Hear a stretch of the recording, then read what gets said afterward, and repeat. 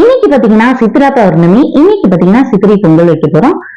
இன்னைக்கு எங்க ஊர்ல முளைப்பாரி திருவிழாங்கிறனால காலையிலேயே வைக்க கூடாது அப்படின்னு சொல்லிட்டு ஒரே குழப்பிக்கிட்டே இருந்தாங்க.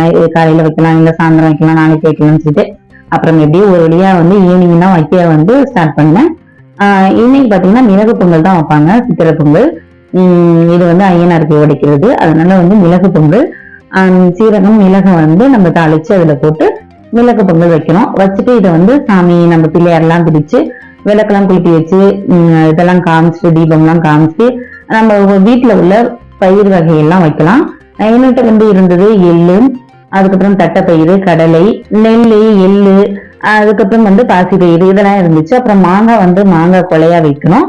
அப்ப படிக்கிறதுக்குள்ள புக்கெல்லாம் கொண்டாந்து வைக்கலாம். தம்பியோட புக்கு கொண்டாந்து வச்சிருந்தேன். அதை விபின் குட்டி எடுத்து பாத்துக்கிட்டு இருக்காரு. ஓகே ஃப்ரெண்ட்ஸ், டாடா பாய்.